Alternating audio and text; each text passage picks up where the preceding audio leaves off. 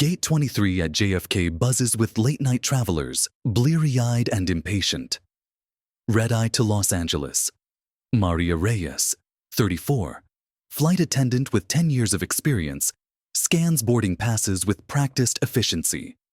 Her uniform is crisp despite the hour, her demeanor professional but warm. "Sir, that's not your seat." Maria addresses a businessman trying to upgrade himself to business class. Her tone leaves no room for argument. He returns to economy without protest. As passengers continue boarding, a commotion erupts near the front of the line. A man with a Canadian accent, David Mercer, 42, argues loudly with another passenger about overhead bin space. "I was here first." "Buddy, back off." David's voice carries through the gate area. When the other passenger steps away, David smirks victoriously. Maria observes, making a mental note to keep an eye on him. Once on board, David continues being disruptive. He refuses to stow his oversized bag properly, demands alcohol before takeoff, and makes inappropriate comments about Maria's appearance. "Come on, sweetheart, one little drink won't hurt. You're too pretty to be so uptight." Maria maintains her composure. "Sir, please take your seat and fasten your seatbelt. We'll serve beverages after takeoff." "Do you know who I am?" David stands, blocking the aisle. Other passengers shift uncomfortably. "I've flown this route 20 times this year." "Sir, I need you to comply with crew instructions." Maria's voice hardens. David leans closer. "Or what? Or you'll be deplaned."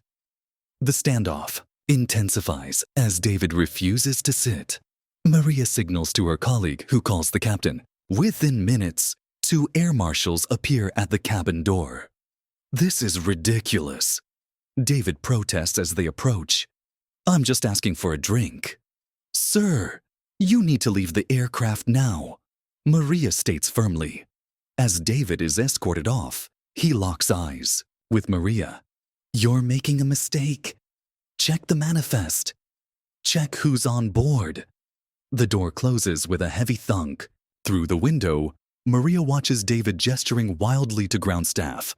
A passenger in 2B, Elias Voss, 40s, observes the scene with unusual intensity. His eyes follow Maria as she prepares for takeoff. When she passes his seat, he subtly shifts a small electronic device deeper into his pocket. The plane begins to push back from the gate. From his window seat, Elias watches David on the tarmac, a slight smile playing on his lips. Flight 212 climbs through turbulent air, city lights fading below. Maria moves through the cabin, checking seatbelts and overhead bins. Something feels off. At the back of the plane, she consults the passenger manifest on her tablet.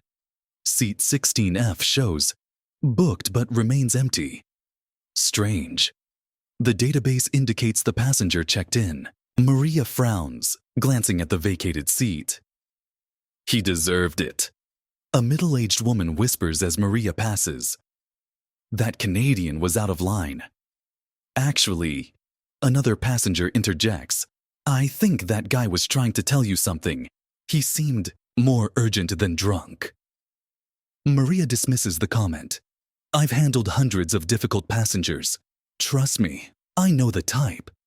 In first class, a woman in a business suit, Congresswoman Helen Ward, discreetly catches Maria's attention.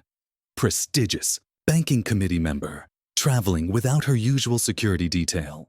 The passenger manifest. Ward murmurs, her voice barely audible. "Something's wrong. There should be a federal air marshal on this flight, logged as passenger Wilkes, seat 16F. Maria checks the tablet again. Wilkes, the empty seat. The Canadian. Man mentioned the manifest. Maria realizes aloud. Ward slips a folded napkin into Maria's hand. That wasn't him. In the galley, Maria unfolds the napkin. A hastily scrawled note. 3 operators on board. Voss in 2B. Target is Ward. Maria peeks around the curtain. Elias Voss reads a magazine perfectly calm. Nothing suspicious about him except his watchful eyes. She notices his carry-on tucked tightly under the seat in front of him. The co-pilot steps out of the cockpit, approaching Maria. Everything okay? Ground control said there was an issue with a passenger before takeoff. Just a difficult customer, Maria replies, hiding the note. We removed him. The co-pilot nods. Returning to the cockpit, Maria watches him punch in the door code, memorizing the sequence. Passing back through first class, Maria notices Congresswoman Ward's anxiety, her knuckles white against the armrest. She's not just any passenger. She's a potential target. In the main cabin, a young man rises suddenly from his seat, heading toward the lavatory. As he passes, he brushes against Voss, who nods almost imperceptibly. The cabin air feels too thin, the plane too confined. Maria checks her watch. 4 hours to Los Angeles. And something is deeply wrong. The seatbelt sign chimes on. The captain's voice announces unexpected turbulence ahead. At that exact moment, Voss meets Maria's gaze across the cabin and smiles knowingly. She reaches for the crew phone, but it's already ringing. Maria answers the crew phone. Cabin crew. Reyes speaking. Static. Crackles. Then a voice, David Mercer's. Listen carefully. I'm with Homeland Security. There's a 3-person team on that flight planning to kidnap Congresswoman Ward. The line cuts out. Maria stares at the dead phone. How did he get this number? She glances toward Ward, who's watching her with growing apprehension. Captain, we need to turn around. Maria says after accessing the cockpit. There's a credible security threat on board. Captain Reynolds glances back, annoyed. Based on what? A disgruntled passenger you removed? We're not turning around without authorization from dispatch. Sir, I believe Congresswoman Ward's safety is not your concern, Reyes. Return to your station. I'll contact dispatch. Back. In the cabin, Maria discreetly checks seat 16F again. Under the seat cushion, she finds a badge. Federal Air Marshal Service. James Wilkes. Where is he? The lavatory at the rear of the plane has been occupied for 20 minutes. Maria knocks. Sir? Is everything all right? No response. She uses her override key. Inside, Air Marshal Wilkes slumps unconscious. Pulse weak. A syringe lies on the floor. Maria pockets the badge and locks the door again. 2 passengers, a man in 12C and a woman in 24A. Both look up simultaneously as Maria passes, their movements oddly synchronized. The woman touches her ear briefly. An earpiece. In first class, Voss rises, heading toward the forward lavatory, directly beside the cockpit. The timing feels deliberate. Maria approaches Congresswoman Ward. Ma'am, I need you to come with me, she whispers. Stay casual. We're moving you to another seat. What's happening? Ward asks, gathering her things. The security team that was supposed to meet you at the airport.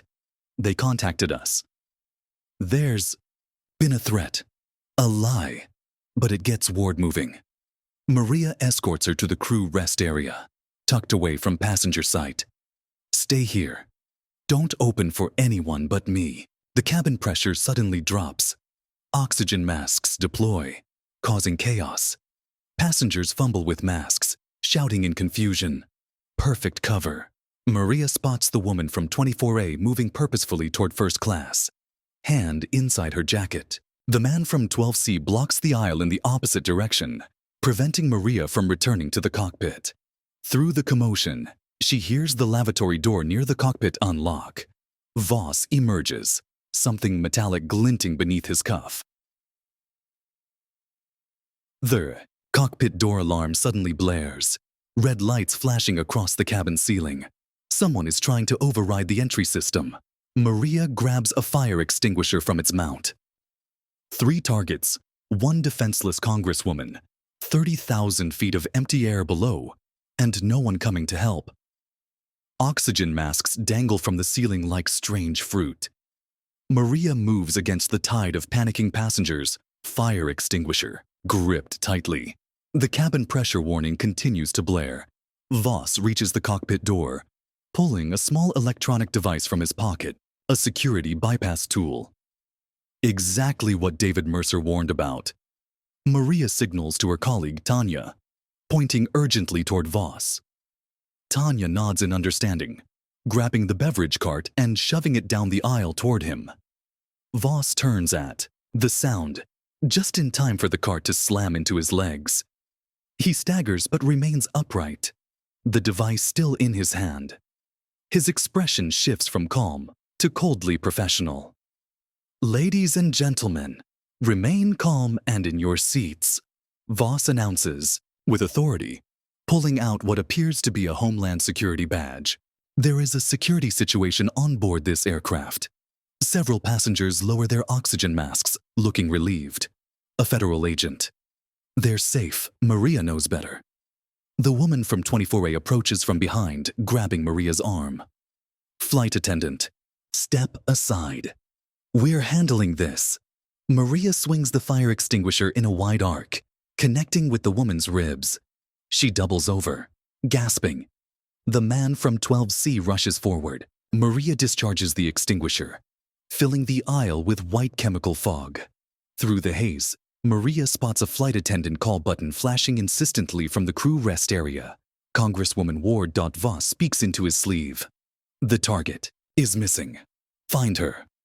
Maria fights her way toward the crew rest area, using the extinguisher as both weapon and shield. An elderly passenger trips her deliberately as she passes. A fourth operative they missed. Crawling under rows of seats, Maria moves forward while the cabin remains in chaos. Oxygen deprivation making passengers sluggish, confused. The cockpit door opens. Captain Reynolds steps out, looking disoriented. "What the hell is going on back here?" Voss approaches him calmly. "Captain, I'm with Homeland Security. We have intel about a terrorist threat on board, specifically your flight attendant, Maria Reyes." Maria freezes beneath seat 8D. "She's been compromised." Voss continues, "Working with a Canadian operative who tried to board earlier. We removed him at the gate, but she's still carrying out their plan." The captain hesitates, clearly uncertain who to believe. "Ask dispatch." Voss presses. "Authorization code Sierra Tango 772. Maria watches the captain return to the cockpit to verify the code. Seconds later, his voice comes over the PA system. "This is your captain speaking. We have federal agents on board addressing a security concern. All passengers, please remain seated with your oxygen masks on. All crew, please allow these agents to do their job." The crew rest door opens. Congresswoman Ward steps out, looking relieved to see uniformed authorities. "Congresswoman Ward," Voss says smoothly, "we need to move you to a secure location on the aircraft." Maria lunges from beneath the seats, tackling Ward back into the crew rest area. "They're not agents!" she shouts, slamming the door shut behind them. Outside, Voss hammers on the door. 2 minutes, Reyes. Then we breach and everyone in there dies." Ward stares at Maria, terrified. "Why should I trust you?" Maria pulls out Air Marshal Wilkes' badge. "Because they did this to the real federal agent on board." The plane banks sharply left. Through the small window, Maria sees they're veering off course, heading away from the California coastline. The intercom crackles. The captain's voice sounds strained. "Crew, prepare for emergency landing. We're diverting to an airstrip near Flagstaff. They've taken the cockpit," Ward whispers. The crew rest door begins to shudder under heavy impacts. Maria barricades the crew rest door with a folding jump seat. "It won't hold for long." "Who are you really?" Ward demands, backing away.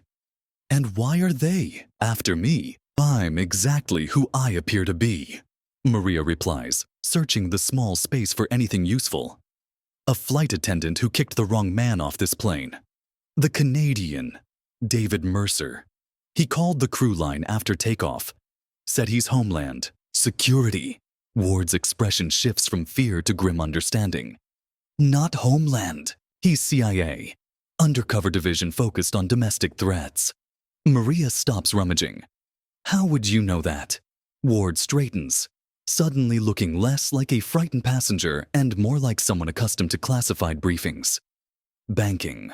Committee oversees certain intelligence budgets. These people aren't after me because I'm a congresswoman. They're after what I'm carrying. She reaches into her blazer, removing a small metal case attached to a chain around her neck. Emergency. Protocol storage device contains contingency plans for major financial institutions in case of coordinated cyber attack. I was delivering it personally to the Federal Reserve Branch in Los Angeles.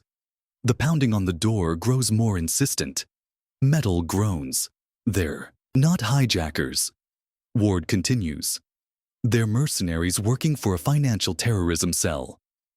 If they get this device, they could cripple our banking system. Maria processes this information quickly. Why wasn't there a proper security detail? Because this transfer was supposed to be completely off the books. Me on a commercial flight looking like any other business traveler. The marshal was my only protection. The realization hits Maria like a physical blow. And I removed the CIA agent who was tracking the mercenaries. Not your fault. Their plan was good. They made Mercer appear to be just another difficult passenger. The plane banks again, more severely. Both women brace against the wall. We're descending, Maria notes. Once we land, they'll have backup waiting. Through the small window, desert landscape rises to meet them. Red rocks and empty terrain. No signs of a legitimate airport. Just a long straight road cutting through the wilderness. What do they want with the plane? Maria asks. Nothing. Once they have me and the device, they'll probably kill everyone on board. No witnesses. Maria looks around the crew rest area with new determination. Beneath a bench, emergency equipment, flashlights, reflective vests, and smoke hood. Maria says, pulling out yellow protective devices. Filters toxins. Gives 15 minutes of clean air. How does that help us against armed mercenaries? It doesn't. But this might. Maria reaches deeper, extracting the emergency crash axe, its red handle gleaming under the fluorescent lights. The door splinters at the edges. Just seconds now. 3 of them that we know of, Maria says. Maybe more. They have the pilots under their control. Passengers are confused and frightened. Odds are completely against us. Ward clutches the metal case. What's the play then?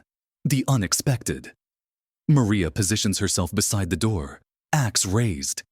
They think we're cowering in here, waiting for rescue. Let's show them what happens when you threaten the wrong flight. The plane hits turbulence, bouncing hard. The makeshift barricade shifts. Wait, Maria says, sudden realization dawning. The Canadian Mercer. He isn't just CIA. On the phone, he knew details about the flight that weren't public. What are you saying? I think he's deep cover, infiltrated their organization. That's why he was so insistent about checking the manifest. He knew who was on board, who was targeting you. Then he might still be trying to help. The plane's landing. Gear deploys with a heavy thunk. Through the window, they're close enough to see the improvised landing strip now. Trucks waiting. Armed figures. We're out of time, Maria says. Take the axe. When they breach, swing for center mass. Maria moves to the back wall, runs her hands along the edges. Every aircraft has maintenance access points. If she can just find, her fingers catch on a hidden latch. A small panel swings open, revealing the dark space between cabin walls. Maintenance crawlway, Maria breathes. Leads throughout the fuselage. The door gives way with a final crack. The door splinters inward. Maria shoves Ward through the maintenance access panel just as the woman from 24A bursts into the crew rest area, gun drawn. Clear! She shouts, sweeping the small space with her weapon. Maria, pressed into the shadows behind the door, lunges forward. Her uniform blends with the intruder's dark clothing as they grapple for the gun. Maria's flight attendant training never covered combat, but 10 years of handling drunks and entitled passengers left her with quick reflexes. She slams the woman's gun hand against the metal wall. Once, twice, the weapon clatters to the floor. "Tina needs backup," the woman shouts into her earpiece before Maria delivers an elbow to her throat, silencing her. Maria retrieves the gun, checks the safety, tucks it into her waistband. Dangerous territory now. FAA regulations strictly prohibit firearms in the cabin, but regulations seem less important with mercenaries controlling the aircraft. In the narrow maintenance crawlway, Ward navigates awkwardly with the metal case still secured around her neck. Maria follows, pulling the access panel closed behind them. "Where does this lead?" Ward whispers. "Every direction. These paths let mechanics access wiring throughout the plane." Maria points forward. "That way leads to the avionics bay beneath the cockpit." They crawl through the claustrophobic space, aircraft systems humming around them. Through small gaps in the paneling, Maria glimpses the main cabin. Passengers strapped in their seats, oxygen masks deployed. Some unconscious from the reduced cabin pressure. Voss moves methodically through the aisles, checking faces. Looking for Ward. "How many minutes until landing?" Ward asks. 5, maybe less. They reach a junction, left towards the cockpit, right towards the rear cargo hold. "Wait," Maria says, reaching into her pocket for the air marshal's badge. She pries it open, revealing not just credentials, but a small earpiece tucked into a hidden compartment. Standard issue for air marshals. Secure communication channel. She fits the earpiece, taps it twice. "This is Flight Attendant Maria Reyes on Flight 212. Anyone monitoring this frequency?" Static, then a response. "Reyes, this is Mercer. Thank God. Where's the Congresswoman?" "With me. We're in the maintenance crawlway. 3 operatives minimum have control of the aircraft. Possibly more. We're diverting to what looks like an abandoned airstrip. I'm tracking your flight. Local agents are 30 minutes out minimum. You need to prevent that landing. How exactly am I supposed to do that?" "The forward avionics bay. You can access the autopilot systems." Ward grabs Maria's arm. "We can't risk a crash." "Not talking about crashing." Mercer's voice crackles. "Just delaying. The autopilot can be programmed to execute holding patterns." A sudden impact rocks the plane. The man from 12C has found the maintenance access panel, is now tearing through the crawlway toward them. "Go." Maria pushes Ward toward the cockpit path. "Get to the avionics bay." Maria turns, bracing herself in the narrow passage. The mercenary crawls rapidly in her direction, face contorted with effort in the tight space. No room to aim the gun, no room to fight. Maria kicks at the ceiling panel above her, dislodging it into the cabin. She pulls herself up through the opening, emerging beside row 16. Passengers gasp at her sudden appearance. Maria stands, gun now visible in her hand. "Federal, Sayer, Marshal," she announces, using the authority in her voice that typically keeps unruly passengers in line. "Everyone stay down." Across the cabin, Voss spots her. Their eyes lock. He reaches inside his jacket. Maria fires first. Not at Voss, but at the emergency exit door beside him. The bullet impacts the release mechanism. Explosive decompression is immediate. Oxygen masks whip violently in the sudden hurricane within the cabin. Loose items become projectiles. Voss is thrown against the forward bulkhead, momentarily stunned. The plane bucks wildly. Warning alarms scream throughout the cabin. The cockpit door flies open as the co-pilot rushes out to investigate, giving Maria a clear view inside. The pilot isn't Captain Reynolds. It's the 4th operative they'd missed. The navigator, directing them to the remote landing strip. Maria aims carefully through the chaos, fires twice. The fake pilot slumps over the controls. Through her earpiece, Mercer shouts, "Reyes, what the hell just happened?" "Creating a distraction," she replies, fighting against the violent air pressure as she makes her way toward the cockpit. "And now I'm taking back my plane." The cockpit sways violently. Emergency systems screaming in protest. The fake pilot slumps over the controls, blood pooling across the instrument panel. The co-pilot, the real one, cowers in the corner, hands raised. "Don't shoot! They forced us to divert!" he shouts over the cacophony of alarms.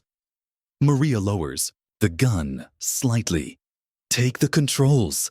Level us out."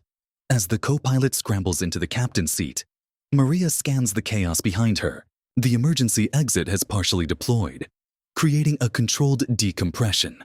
Dangerous, but not catastrophic. Oxygen masks dangle everywhere, passengers clinging to their seats. Voss recovers his footing, fighting against the wind to move toward the cockpit. His face is a mask of cold fury. "Where's Captain Reynolds?" Maria demands. "Cargo hold," the co-pilot replies, wrestling with the controls. "They locked him in after takeoff." Through the open cockpit door, Maria spots Ward emerging from the avionics bay beneath them. The Congresswoman clutches her metal case, hair whipping wildly in the decompression winds. Voss sees her too. He changes direction, lunging toward Ward. "Stabilize the plane." Maria orders the co-pilot before diving back into the cabin. She crashes into Voss mid-stride, both of them tumbling into a row of seats. Passengers scream, scrambling away from the struggle. Maria's gun spins away across the floor. Voss is stronger, more trained. He pins Maria against the floor, hands closing around her throat. "You have no idea what you're interfering with," he hisses. "This goes beyond one Congresswoman, beyond one flight." Maria's vision darkens at the edges. Through the spots, she sees Ward hesitate, clutching her security device, eyes darting between the emergency exit and the struggle before her. "Run!" Maria chokes out. Instead, Ward rushes forward, swinging the heavy metal case on its chain. It connects with Voss's temple with a sickening crack. His grip loosens. Maria rolls free, gasping. Voss slumps sideways, dazed but still conscious. The plane levels out, emergency systems quieting. The co-pilot has regained control. "We need to seal that exit," Maria calls out, pointing to the partially deployed door. Ward nods, leaning across rows toward the emergency panel. She pulls the auxiliary containment lever, designed for exactly this scenario. Metal shields slide partially across the breach, slowing the decompression. The cabin pressure begins to normalize. Oxygen masks still hang, but the violent winds subside. Through her earpiece, Mercer's voice crackles. "Reyes, I'm tracking your flight path. You're stabilizing. What's your status?" "Aircraft secured." Maria reports, cable tying Voss's wrists with a spare restraint from the galley. "We have the Congresswoman and her package safe." "Any additional hostiles?" Maria scans the cabin. The woman from the crew rest area, Tina, remains unconscious. The man from 12C is nowhere to be seen. "One unaccounted for," she reports. Possibly, a deafening bang cuts her off as the cockpit door slams shut. Through the small window, she glimpses the man from 12C holding a blade to the co-pilot's throat. "On second thought," Maria amends, "we have a problem." The aircraft banks sharply right, resuming its previous heading toward the desert landing strip. They still have the cockpit. Ward realizes. Maria checks her watch. How long until backup arrives? 25 minutes. Mercer responds in her ear. "But you'll be on the ground in 5. The intercom crackles. "This is your new captain speaking," the man from 12C announces. "Flight Attendant Reyes and Congresswoman Ward, you have 2 minutes to surrender yourselves at the forward galley door, or I start executing passengers." To punctuate his point, a gunshot rings out from the cockpit. The co-pilot's scream fills the cabin. Maria races to the forward galley, pulling Ward with her. "I need everything flammable," she orders, yanking open compartments, alcohol, hand sanitizer, paper towels. "What are you planning?" "Something desperate." Maria assembles the items, creating a makeshift incendiary device. When the cockpit door opens, we'll have 3 seconds before it automatically locks again. You're going to burn through the cockpit door? That's insane. They're designed to withstand explosions. Not the door. Maria indicates the auxiliary power panel beside it. The electronic lock system. It's fire-resistant, not fireproof. The plane continues its descent. Desert landscape rises through the windows. 1 minute remaining. The hijacker announces over the intercom. Mercer's voice comes through the earpiece. Reyes, listen carefully. We've identified the ground team waiting at the landing strip. It's worse than we thought. This isn't just about financial terrorism. The mercenaries are working for Anton Kovac. Maria freezes. The weapons dealer? Intelligence suggests he's assembled a network of deep cover operatives throughout government agencies. Ward's security device contains evidence that would expose his entire operation. So this isn't about crashing the banking system. That was just their cover. They're after the files identifying Kovac's moles in federal agencies. Ward nods grimly. That explains the extreme measures. 30 seconds. Comes the announcement. Maria finishes her improvised device. Ward, I need you to create a distraction at the rear of the plane. Get the passengers' attention. Anything. The Ward hesitates. What about you? I'm going to breach that cockpit.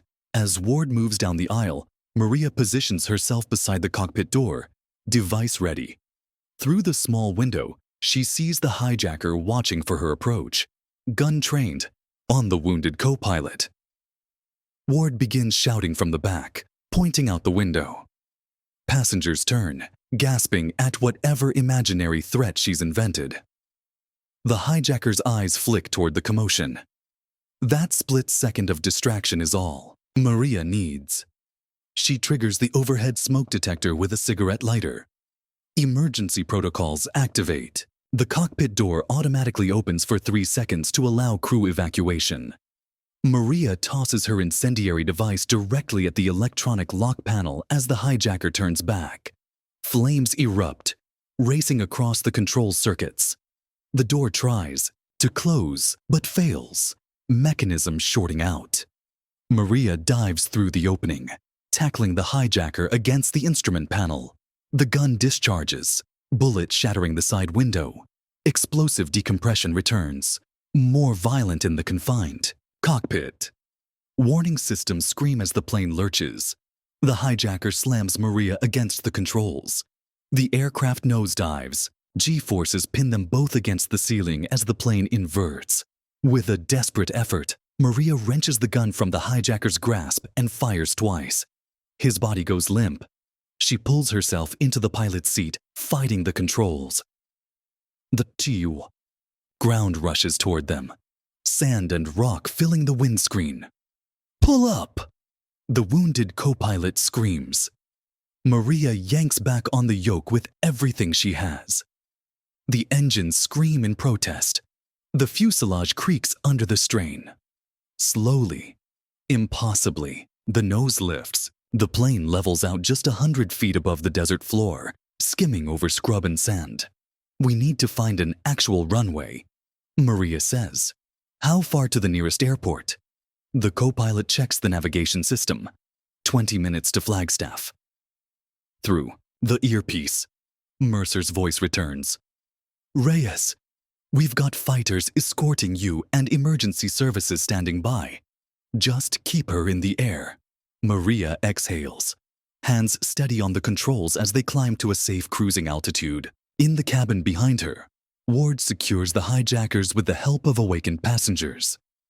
3 hours later, Maria stands on the tarmac at Flagstaff Airport, watching federal agents lead away the captured mercenaries. Paramedics attend to injured passengers. The damaged aircraft sits silently. Mission completed. A black SUV approaches. The door opens, and David Mercer steps out. You've had quite a day, he says, extending his hand. Maria doesn't take it. You could have found another way to warn me. Wasn't an option. They had people at the gate watching. My cover was blown the moment I tried to board. So you made yourself the difficult passenger I'd be sure to kick off. Mercer shrugs. It worked, didn't it? He holds out a card, plain white with just a phone number. For someone who's never had formal training, you handled yourself remarkably well up there. We could use people like you. Maria takes the card, turning it over in her fingers. I already have a job. Do you? Mercer smiles. After today, I'd say you have a calling. He returns to his vehicle, leaving Maria staring at the number in her hand and the sky that nearly became her grave. Whatever normal was, it ended the moment she removed the wrong man from Flight 212.